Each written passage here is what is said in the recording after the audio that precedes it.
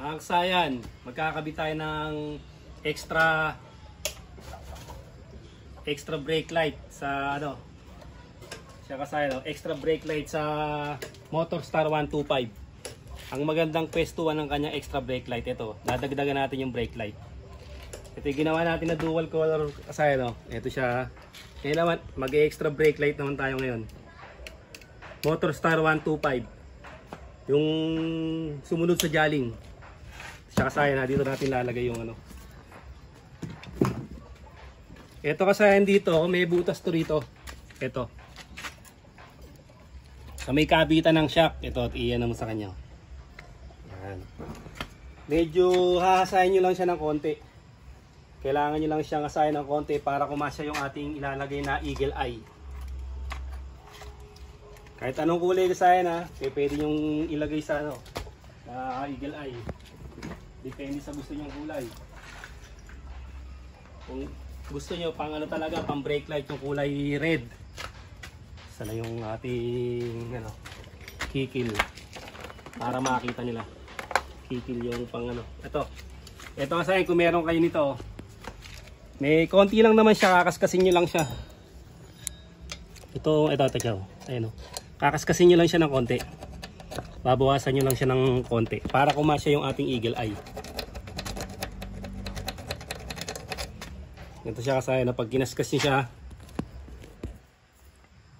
kailangan kasya na yung ano niya. Pasok nyo muna yung tornilyo. Pasok nyo yung wire. Wala tayong red kasaya na, ilalagay natin yung malapit sa katotohanan. Malapit sa red. Pink.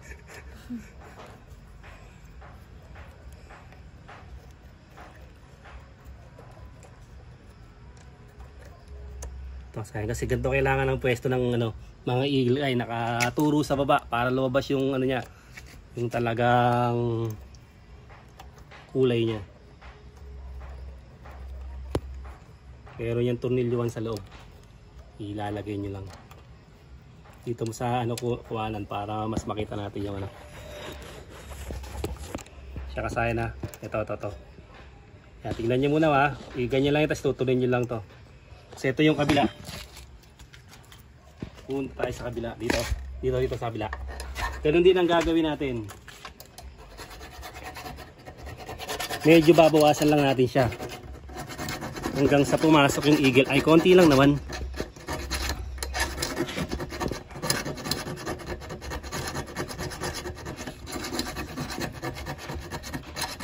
Lang gagawin nyo kasayan ha.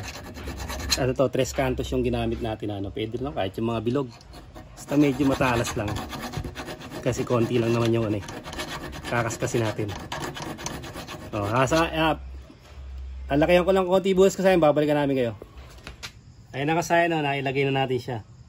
Pagka maghahasa kayo kasayan para kumasya to, wag yung persahin siya na ilagay dito. Kasi pagka piniwersahin siya na inilagay, ang mangyayari sa kanya kasayan, maano yung dulo. Ganito mangyayari sa dulo. Yan, magagasgas yung dulo. Pag nagasgas to, may harapan tayong ipasok. Kaya kailangan, pagka maluwag na siya, tsaka nyo pa lang siya ituturnilyo, ipapasok sa loob. Kaya ito sa kabila. Kaya ganun din sa kabila. Yan. Ganun din sa kabila kasaya na, huwag yung pilitin siya ipasok. Para hindi siya magasgas yung dulo. Ito na siya. Dito lang natin siya papadaanin sa may gilid. Oh.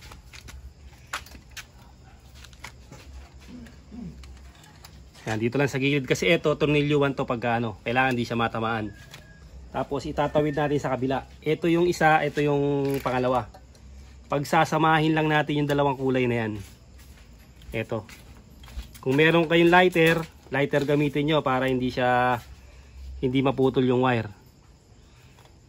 Pagka kabisado nyo naman yung ginagamit nyo na wire stripper, dahan-dahan lang para matanggal natin ang maayos yung ano. Pagsasamahin lang natin yung dalawang pula tsaka yung dalawang itim, positive at negative. Saan, dahan-dahan lang ha.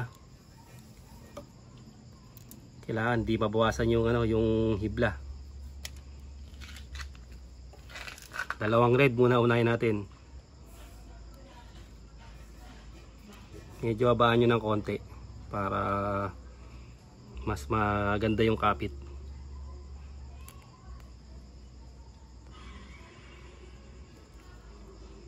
Alalay lang kasi manipis lang yung ano niya, no? Manipis lang yung wire niya. Sa kanila para ano, dahan-dahan lang. Sa lighter, huwag nyo rin masyadong papasuin kasi kumukulubot yung ano niya. Yung wire niya kailangan tamang ano lang. Yan, okay na yung red, tapos yung black.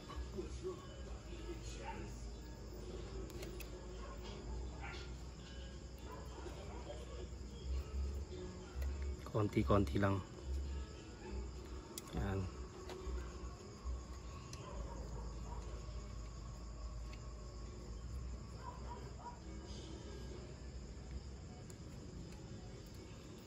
Tapos lagyan natin ng magandang wire. Okay.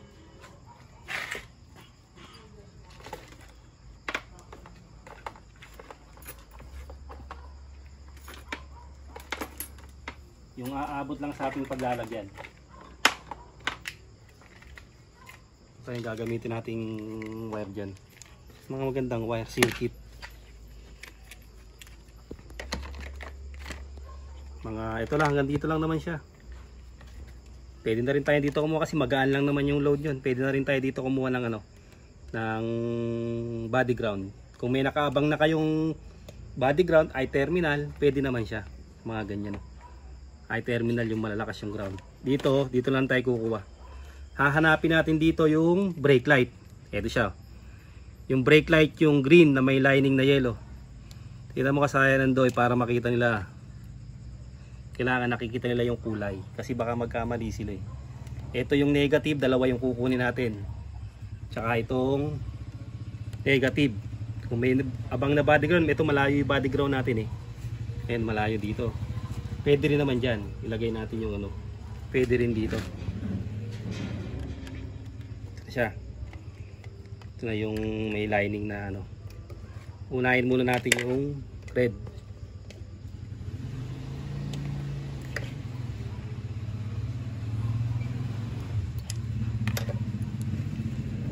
Dalawang red pagsamahin. Tsaka dalawang black.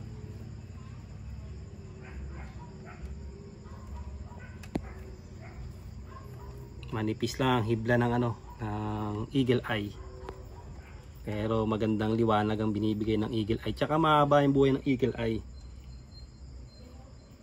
Hindi basta pinapasok ng ano, ng tubig.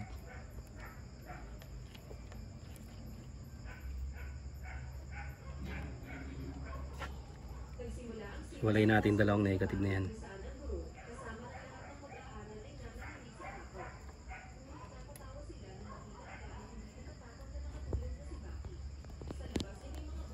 Saya na kailangan mag ano yan, mag-lock siya para kapit na kapit yung ano niya.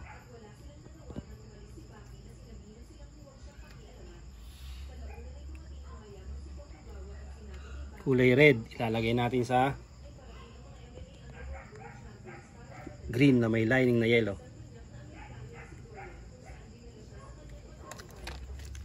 Tapean muna natin yan. Yung tape natin. Tapos na ang ating tape. Pag graduate na, kailangan yung mga madikit na tape para siguradong hindi bubuka.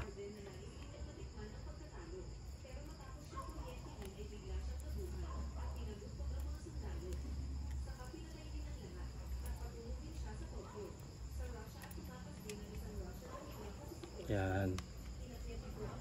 Okay, sunod natin yung black. Tansyahin lang natin dito. Yung tama lang na ano. Kahit to, pwede na to.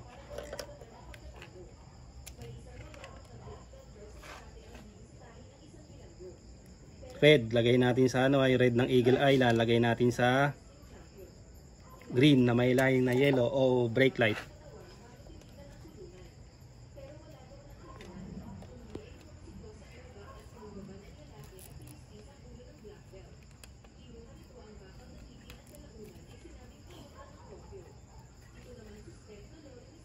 Kapit na kapit siya. Tapos next natin yung negative o yung black. Yan. Na storage spool. Ito, next naman natin yung yung black. Ito yung black naman. Okay na yung yung brake light. Connect na yung brake light sa green na may lining na yellow. Dito naman tayo sa sa negative.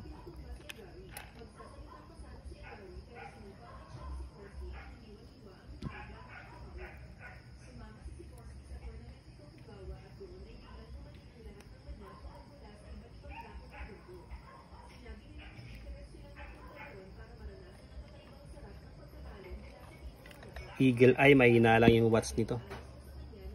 Yan. Okay, dito natin lalagay sa dito natin lalagay sa harness. Sukatin lang din natin. Yung tamang lang, hindi sila magkaka pulupot.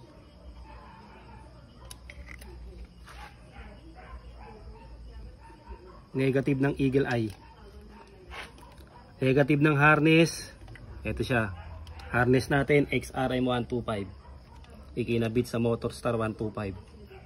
Siya, tandaan lang. Kung may lighter, pwede.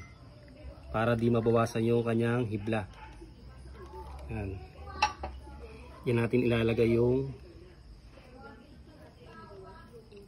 black ng Eagle Eye. Pakapitin lang natin ang gusto yung pakapitin lang natin ang gusto yung wire. Para dikit na dikit siya. Tape natin. Paubos na.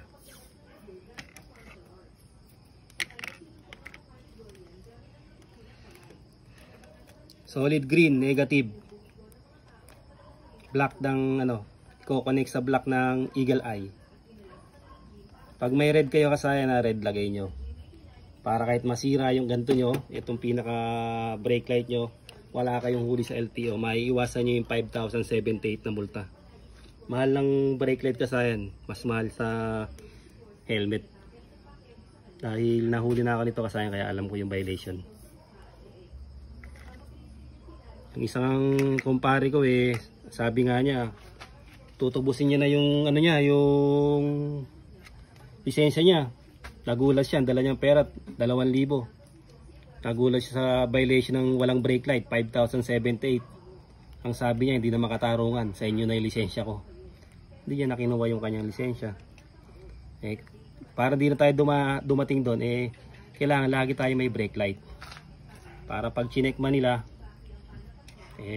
meron tayong wala tayong violation. Pag nasira ito, may extra brake light tayo. Kaya lang baka sabihin sa atin kulay pink. Kung may red kayo para talagang brake light, i-red nyo na. Yun ang kulay ng ating brake light. Ito kasi wala tayong kulay wala tayong kulay red. Sisilyado lang natin yan. Kung meron kayong yung cable tie, pwede yung lagyan para kahit bumuka yung tape niyan, walang problema kasi maiipit siya ng cable tie. Sisilyado lang natin mabuti sa yan. Lalagyan natin yung tangke. Ito yung upuan niya. Tingnan natin yung upuan niya. Tapos testing na natin. Ito siya. Ayan siya kasaya yung brake light niya. Extra brake light niya kasaya niya Kahit nakabukas yung ating yung park light, lalabas pa rin siya kahit nakabukas yung ating park light. Ayan yung extra brake light natin. Ayan siya kasaya, lalabas siya kahit sa kulay blue. Lalabas ang ating extra brake light sa ilalim. Yan lang kasaya yung paglalagay ng ng extra brake light sa Motorstar 125. Ang ganda ng pwesto niya, talagang kitang-kita sa baba. Red na lang ilagay nyo kasayan para walang kahuli-huli. Hanggang dito na lang mga kasayan. Salamat sa panonood.